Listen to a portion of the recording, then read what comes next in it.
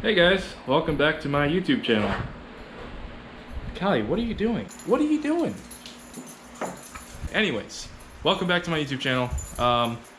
Basically this video is going to be explaining what's going to be happening over the course of the remainder of this month. Basically, after I put the engine together and went to the dyno and made 450 wheel and 500 torque or something, it was some ridiculous number. It really made no sense.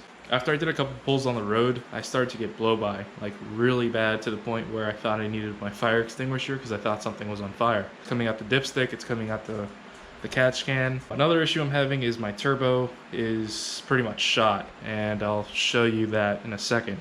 But basically what I'm going to be doing is I have to pull out the engine, I have to take it apart, and I have to send it out to get machined. It kind of sucks that this happened, but it happened because of my negligence, I guess you can say. I really rushed to put the car back together. The city was basically saying you can't have your car not running outside of your house.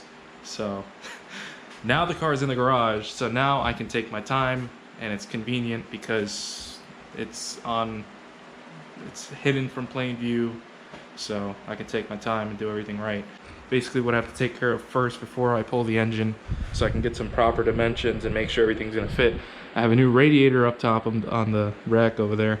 It's a lot smaller than this radiator actually, but with that radiator I will be able to run a big shroud and two 10-inch fans, which push out probably, or they pull about, I think it's at 1600 or 1700 CFM, so that'll bring up the total to 3400 and or CFM.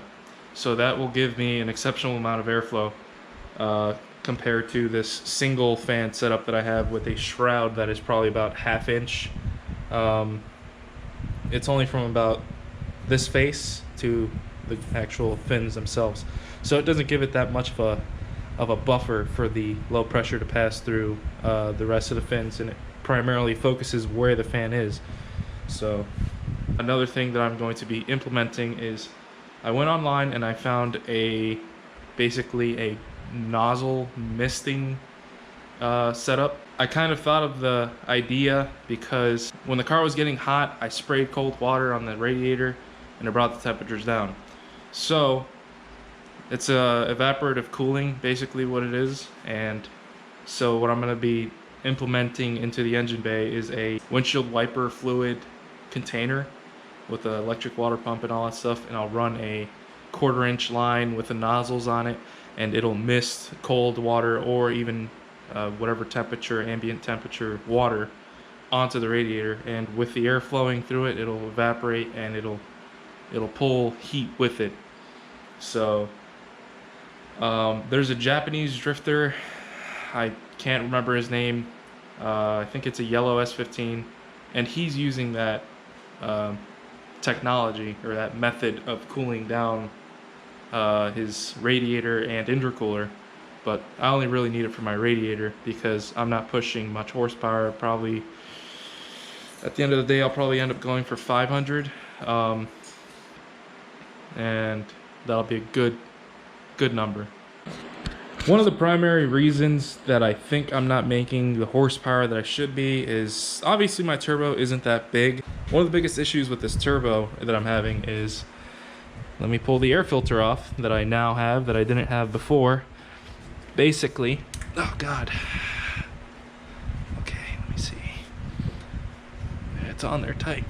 I don't know if you could see it, but if you look at my turbo blades, let me light this up, it's probably too bright.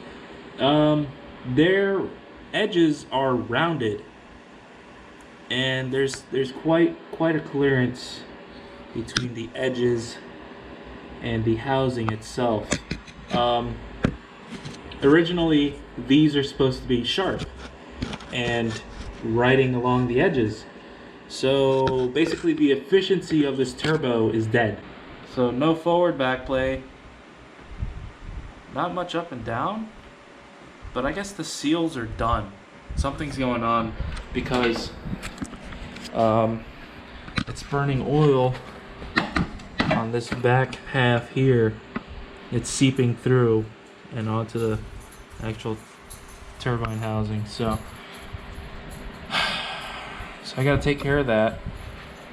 Basically, Havoc Speed Shop is going to be rebuilding turbos pretty soon, and I'll probably get with them and see if they're able to save this turbo. That should be everything I need on top of the little modifications that I'm adding. But yeah, this is the setup now. Just follow my YouTube channel if you want to follow this build. I've got a little bit more work than what I'm saying, but little details, but it's all gonna be documented on the channel here. I'm trying to figure out where I can mount the camera, maybe somewhere up top here. Let me see what this looks like. That's way too high. Maybe something like that, I don't know. After this car is done and I put it together, I'm gonna drive the August event, which is in Sebring, and I'll see how I do in the competition. It's gonna be a competition. I'm gonna see if I can tandem. If I can't tandem, then I'll do the solo competition. But I wanna see where I stand related to the drivers in Florida that are gonna be competing. Obviously, there's other drivers in Florida that their primary focus is Pro-Am and not grassroots little competitions, but I'll see where I stand. I'll have a general idea how I do under pressure and everything. So after this car is done, I'm going to bring the BMW over here. This is going to continue to be a street car and a little demo car and occasional drift events, since I'm going to have to focus on the budget for the BMW engine right here. That's going to be another tear down video and building up. I've never worked on those engines, so I have no idea what I'm looking forward to, but it should be fun. It'll be an experience for you and I. Yeah. So yeah,